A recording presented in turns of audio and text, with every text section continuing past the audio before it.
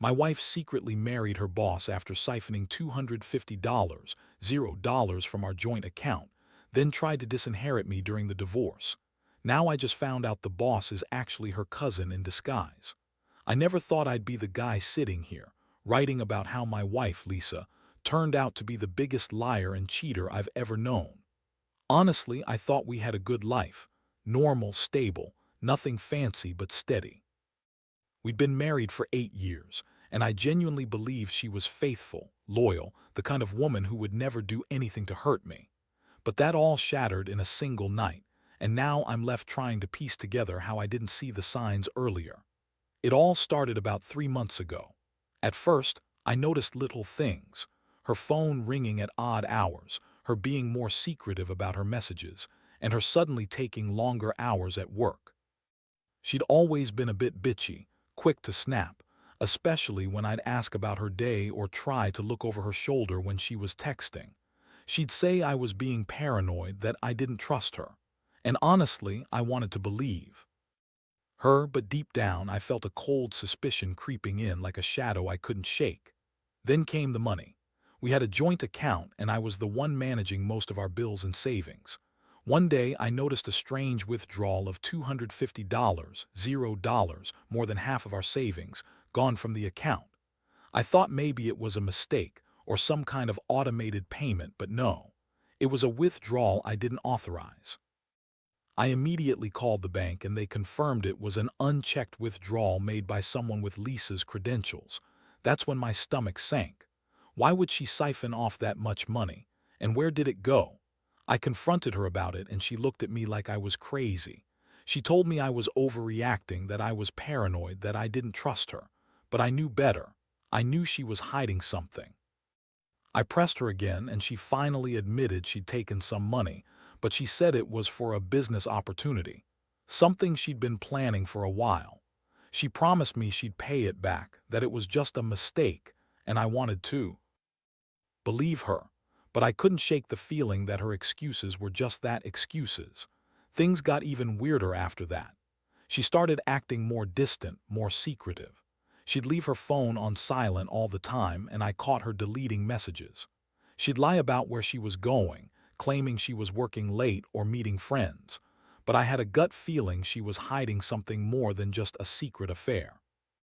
I started digging, secretly checking her emails, her social media, anything I could get my hands on. And what I found, well, that's what changed everything.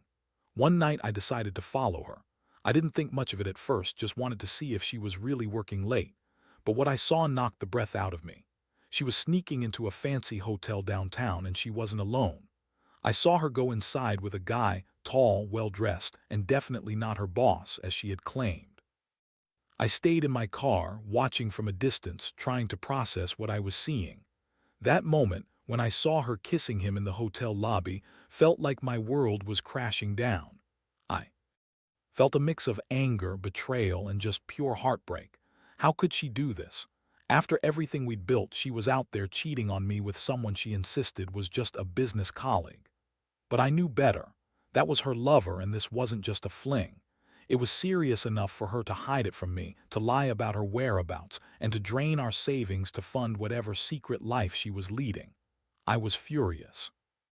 I wanted to storm into that hotel, confront her right then and there, but I held back. I needed to think, to plan, because if she was capable of doing all this, lying, stealing, cheating, then I had to be ready for whatever was coming next. My mind raced with questions. Who was this guy? How long had she been doing this? And most importantly, how deep did her deception go? I knew I couldn't trust her anymore, not after what I'd seen. So I started gathering evidence, trying to figure out what her game was and how I could catch her in the act.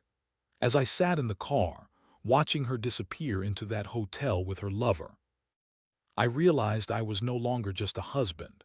I was a man betrayed, trying to hold onto the last shards of my dignity. I didn't know what the future held, but I knew one thing for sure. My life was about to change forever. I just didn't know how much worse it could get. After that night, everything changed. I couldn't sleep, couldn't eat, and my mind kept replaying that moment when I saw her kissing that guy in the hotel lobby. I felt like I'd been punched in the gut, but more than that, I felt humiliated and furious. I wasn't just betrayed, I was played for a fool. I had trusted her for years, built a life with her, and all along she'd been sneaking around, draining our savings and lying to my face every day. The next morning, I decided I couldn't keep pretending everything was fine. I had to confront her, but I wasn't stupid. I knew she'd deny everything, spin her lies, and try to manipulate her way out of it. So I took a different approach. I wanted to catch her in the act again, get proof, and then decide what to do. I started by installing a hidden camera in our bedroom and around the house. I knew it was a bit sneaky, but I had no trust left and I needed evidence. Over the next few days, I watched her behavior. She was more defensive, more irritable, and she kept making excuses about working late or getting ahead at her job. But I could see she was hiding something. Then one afternoon, she went out again. She said she had to meet a client, but I followed her from a distance. This time she went straight to a different hotel and I parked nearby, watching her go inside. What I saw confirmed everything I suspected. She was cheating on me again.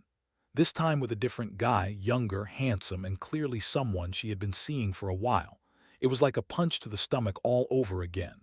I took photos, recorded videos, and finally felt like I had enough proof. I didn't want to confront her immediately. I wanted to plan my next move carefully. I knew I had to be smart if I wanted justice or revenge. Meanwhile, my mind kept circling back to the money. That $250, $0 she siphoned off, where had it gone? I checked the bank statements again and saw that she'd transferred a large chunk of it to an account under a fake name. I traced it to a small private account, and that's when I uncovered something shocking. She wasn't just cheating on me with some random guy. She'd married her boss, a guy named David, and had been secretly married to him for months. That's right, she played me, lied to me, and then married her boss behind my back. But it gets worse. I found out that David was actually her cousin in disguise. Somehow she convinced him to pose as her boss and they married in a quick courthouse ceremony. She used the money she stole from us to fund the wedding, pay off some debts, and set herself up for a new life with him. I couldn't believe it. The woman I'd trusted, the woman I thought loved me, was now married to her own cousin secretly while I was left in the dark. I was stunned, angry, and heartbroken. I felt like I'd been punched again and again. How could she do this? How could she lie? About everything. I'd been so blind, so naive. I'd always thought she was just bitchy and difficult, but now I saw her for what she was, a manipulative, selfish liar willing to destroy everything we had for her own gain. I knew I couldn't let her get away with it.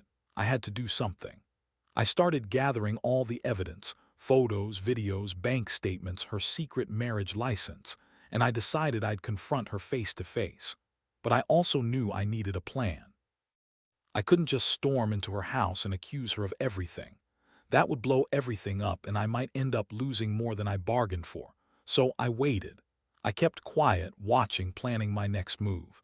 I knew I had to be careful because she was clever. She'd lied to me about everything and I had no idea what she'd do once I exposed her. But I was done being the victim. I was tired of feeling betrayed, humiliated, and powerless. Now I was just waiting for the right moment to finally confront her and put an end to this nightmare. And honestly, I don't even know what I want anymore. Part of me still hopes she'll come clean, admit everything, and maybe, just maybe, I'll find a way to forgive her. But another part knows that trust is broken beyond repair, and I might be better off walking away. Either way, I was done being the fool in her twisted game.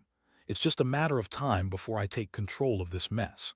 In the days that followed, I kept my distance, but I was anything but passive. Every piece of evidence I had gathered was carefully stored, and I kept an eye on her movements. I knew she was planning her next move, probably trying to cover her tracks or spin some new lie to keep me from exposing her. But I wasn't going to let her get away with it. I had already crossed the point of no return. One evening, she came home late again, smelling of perfume I didn't recognize, her eyes darting around nervously. She tried to act normal, like nothing had changed, but I could see the guilt behind her forced smile. I decided it was time to confront her directly, but I wanted to do it on my terms, not hers. I waited until she was asleep, then I pulled out my phone and played the recordings I'd taken of her sneaking into hotels, meeting her lovers, and her marriage to David. The evidence was undeniable. The next morning, I woke her up early and laid everything out on the table. I showed her the bank statements, the marriage license, the videos, and the photos. I told her I knew everything about her affair, her marriage to her cousin, her theft, and her lies. Her face twisted in anger and denial. She started spinning stories, claiming I was paranoid, that I was jealous, and that all I wanted was to ruin her life. She threw accusations back at me, saying I was controlling and insecure. But I didn't fall for her lies anymore. I stared right into her eyes and said, "You lied about everything.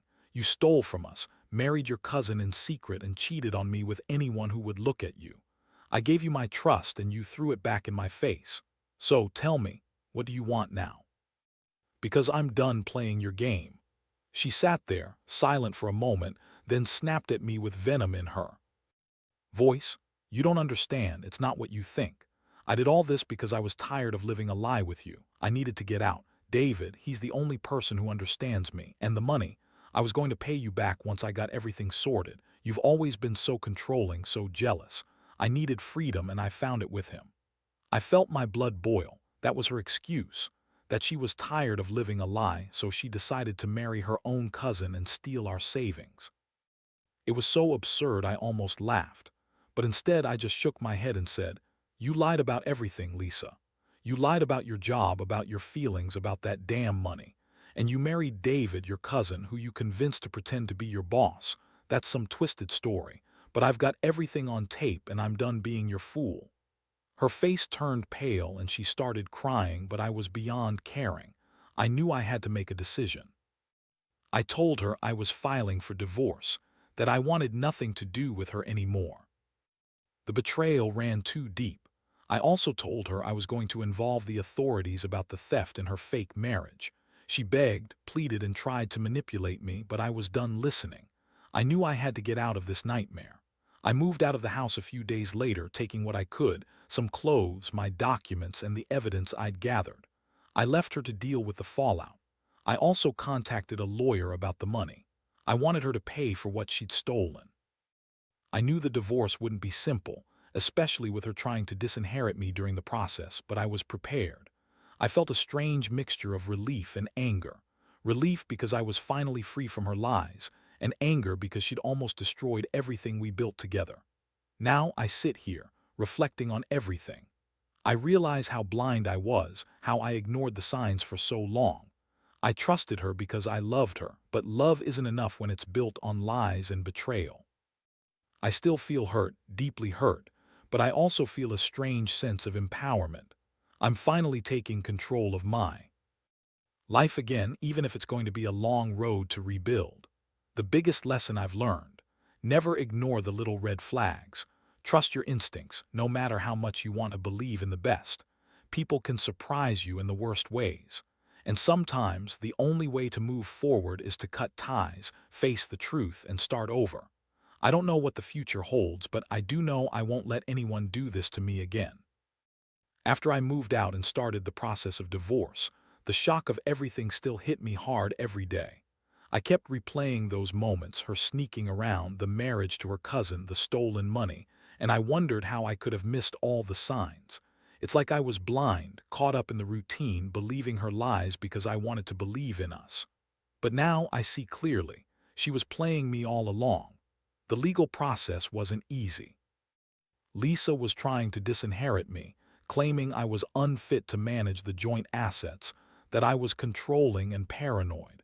She even hired a lawyer who tried to twist the facts, saying I was abusive and unstable. I knew her game. She wanted to keep the money and the house and leave me with nothing. I wasn't going to let her get away with that. I gathered all the evidence I had, bank statements, her secret marriage license, the recordings, and handed it over to my own lawyer.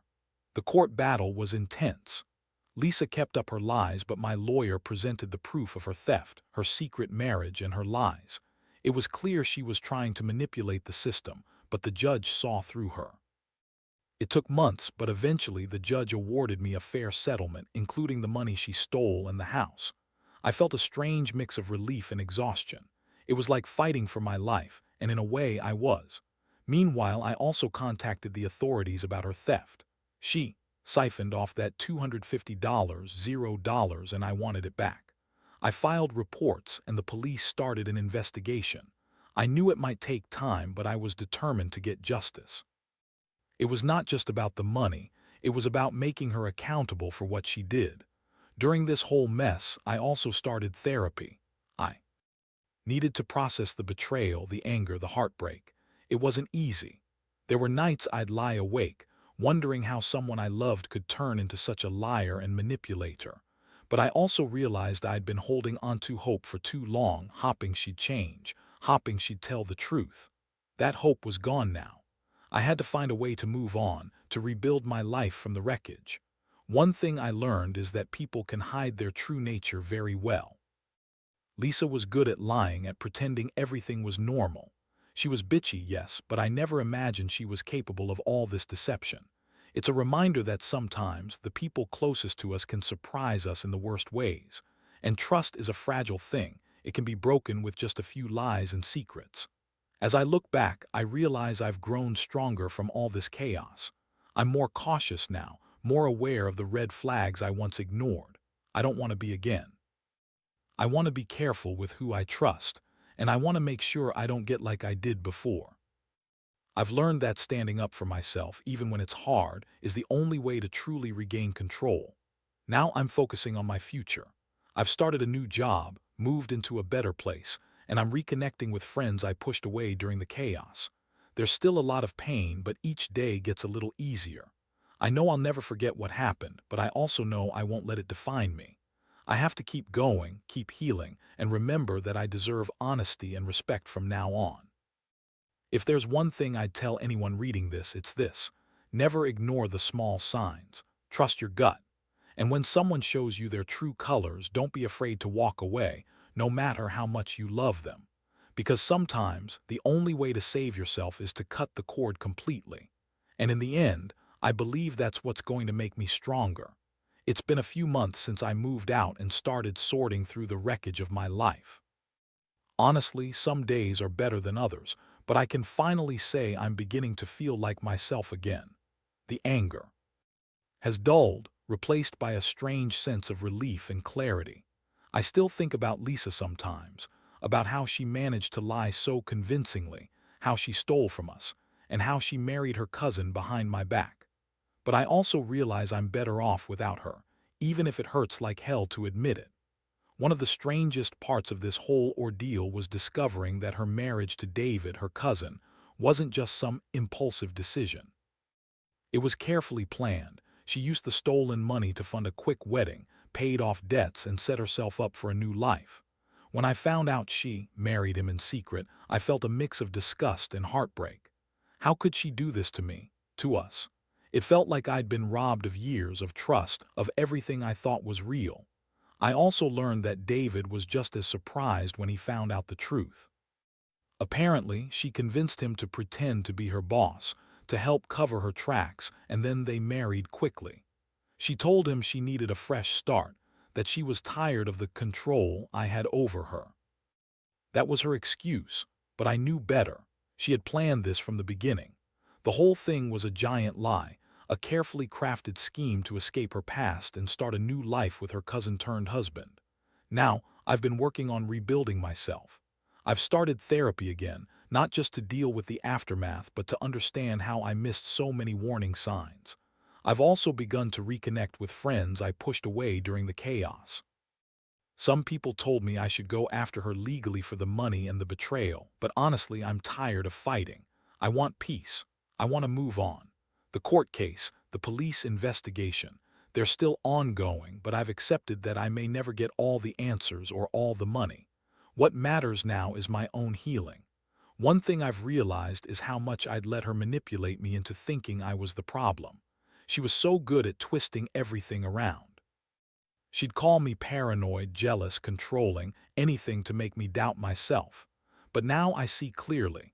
It was her who was controlling, who was lying, who was manipulative. I was just too blind to see it at the time. That's why I'm determined to be more cautious moving forward. I refuse to be again. The betrayal has changed me, but not in a bad way. It's made me more aware, more cautious, and more resilient. I know I'll carry the scars, but I also know I'm stronger than I thought. I'm learning to forgive myself for trusting her for so long, and I'm trying to forgive her for the pain she caused. Not because I forget what she did, but because I refuse to let her control my feelings anymore. Looking back, I wish I could tell my past self to see the red flags sooner, to listen to that little voice that kept telling me something was off. I wish I'd trusted my instincts and confronted her before everything spiraled out of control. But I also know that some lessons only come with pain. And now I have a new perspective. Honesty, trust, and respect are what matter most. Anything less is just a lie waiting to unravel. So I'm here now, still healing, still rebuilding. I don't know what the future holds, but I do know I won't let betrayal define me. I'll keep moving forward one step at a time, knowing that I survived the worst and came out stronger. That's what matters.